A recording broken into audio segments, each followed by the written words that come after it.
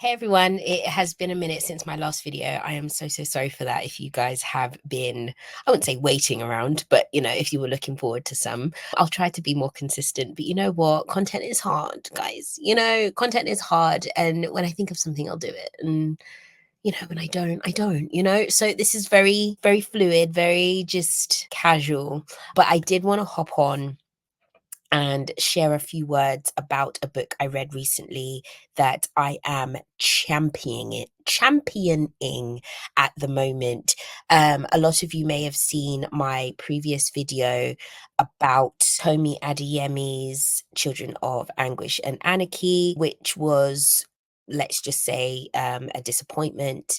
And off the back of that, I've been looking for a lot more Black focused fantasy, more Black led fantasy, because I know I've been slipping in terms of how much I've read and how much I've been exposed to. So I've literally been sending out the feelers to try and find something that's a little bit more pleasing and a little bit more for me. And I seem to have found it. I seem to have found it in Tigest Girma's Immortal Dark. Now, I'd heard a bit about this book just on the grapevine. Nothing too heavy in that, like, it wasn't blowing up TikTok well, I say that it wasn't blowing up my TikTok because I'm aware people really do like live on the Clock app and kind of get their book information from there. But it filtered down to me, and I was hearing about Black vampires, Black romanticy. I was sold. I was like, okay, this is something new, something fresh, something people, have got tongues wagging. So let me get invested in it and let me see what's up, right? Come to realize that it wasn't out yet. So, but I saw it on NetGalley, requested it, got approved, read the book. It is out in September. So September 3rd, I want to say. But I got to read the arc and I am so glad I did. So quick rundown. Kidan, I'm going to go with Kidan. Kidan. Kidan's sister has gone missing, and she is under the impression that her sister has been taken by a vampire named Susenyos Sagard.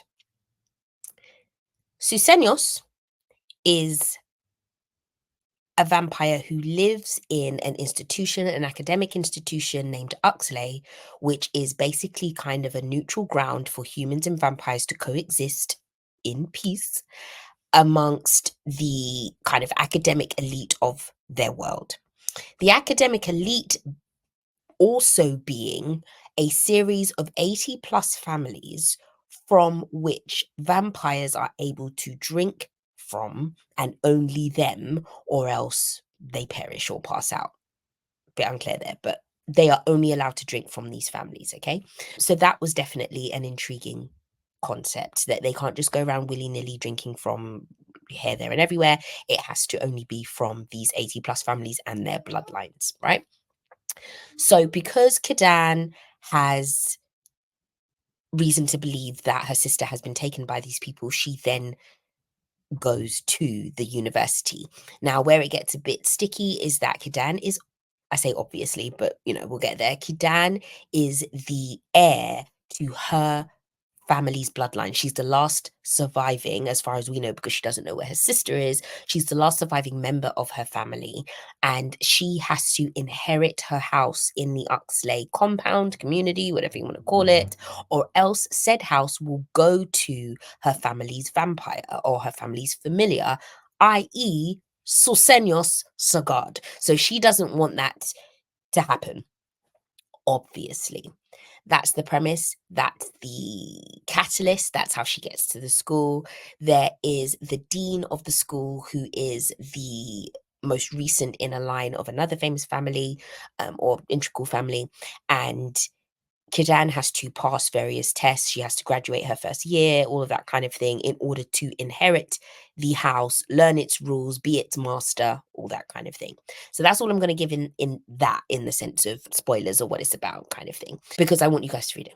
I just want you guys to read it because it's wonderful. It's not perfect, but it's Wonderful. It's Black focused, it's Black led, but it's also not Black led in either a African American focused way or a Black British way. And I make that point to say that there are certain ways that Black literature can be written that falls into one of two places. So you have, forgive me, I'm going to get it wrong, but you have that African American vernacular, something I've forgotten the acronym, but there are certain things that are established that make it very African American focused, so that I might be aware of it from television, but it's not really my shared experience.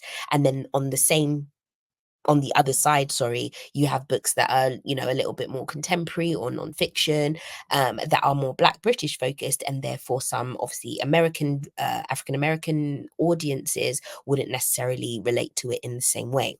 I personally feel on a wonderful level that Immortal Dark straddles this line in between. It is more American than anything else, but there's not anything supremely American and or British about it that either camp kind of feels like, oh, I'm not really sure. Does that happen? Is that a thing? You know, it toes this really or straddles, sorry, this really great line of merging the two, because the Black experiences and the roots of a lot of the Black cast aren't just American or British. Kidan herself is Ethiopian. We have Somali characters, we have South African, we have Asian, we have mixed race, we have African, we have Caribbean. There are all of the spectrum of Blackness going on in this book, and it is absolutely wonderful to see. What I will say is that it's pegged as romantasy, which I personally didn't get from it, and not in a terrible way in that there isn't any romance and it isn't, you know, it doesn't have some spicy scenes, some very spicy scenes, but it's not a romantasy in the way you would think of, you know, the leading romantasies now, so your SJMs or your Danielle Jensens, those kind of things. It is very much a drama.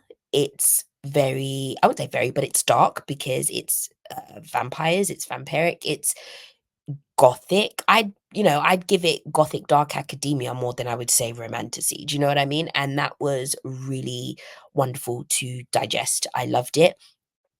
The romance, as I said, the spice is spicing. It is there. I could do personally with a bit more, but that could come in further books, not because it's lacking or it needs to be, explicit or anything like that. That's not what I mean. It's just with the introduction of Susenyos, I've been waiting for a Black leading man for a really long time. Okay. And Yos is given. Okay. Yos is giving what is supposed to be given, okay? And I'm gonna need a lot more of that on page. I'm gonna need a lot more of the abs, of the buttocks. Yeah, I'm gonna do that. And then with the addition of her lore or her world building in that vampires bite in various places of the body, which then elicit various emotions or feelings and memories, having that extra sensual element to their feeding, it was fire. It was fire. So we're gonna need a lot more of that. Thank you, to Jest or Tigest, sorry if I'm, pronouncing your name correctly. But that's what we're gonna need. Let's see what else. There's a lot of murder, there's a lot of gore, there's a lot of death. I mean, they're vampires, but there you go. Murder mystery primarily, as I said, Dark Gothic Academia, great world building, good lore, just genuinely well thought out, established, the lessons they learn. There's something referred to as the three bindings, which are the things that bind vampires to humans so that they don't harm them. All of these things are lifted from African, North African, East African lore and histories, and it's wonderfully done. It's wonderfully thought out and written out, and I really appreciated that, especially coming from somewhere other than West African religions or deities, those kind of influences, because we've had a lot of that recently. Obviously we have Orisha, and we have the Gilded Ones, and there's so many. What's the one? Psalm of Wraiths and Ruin. There's a lot based on the West African element. So it was really good to focus on other parts of the continent, because there are other parts of the continent, and there are other religions and concepts and communities that deserve a bring in as well, which I found thoroughly entertaining and educational. What else can I say about it without going into spoilers? Because I could do, oh, the second half is spoilers. Let's talk about this. But I'm not going to do one of those. I'm going to keep it very light. For anybody who has read it, feel free to, comment or message me in, other places, those kind of things, because I'll be happy to talk about it. But this in itself is a recommendation. I'm not going to put a review. I'm going to put it as a recommendation to read Immortal Dark by Tigest Girma. It is a wonderful book. I hope it does well. I hope the series grows, builds. I hope she gets a really tight editor for the final book for the series continuing, because there was a bit of overwriting for me that I felt could have been a lot tighter, a lot more succinct. I do want her to up the adult, like, let's stop with the YA, guys. We're all grown. Let's get it. Like, all the descriptions, whether that is the gore and the darkness, I am absolutely here for it. It's wonderful. It's really good.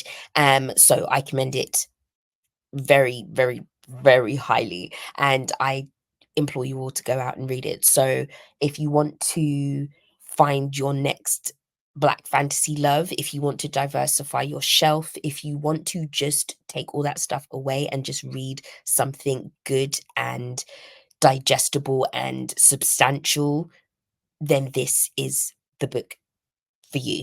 Let me know if you have read it already. As I've said, if this has intrigued you, also let me know. But other than that, check out my review, my full kind of written review of it on Goodreads, as well as on my website, charlieauthor.com. All of my thoughts are up there, and happy to discuss it as always. So speak to you guys soon. Have a good one.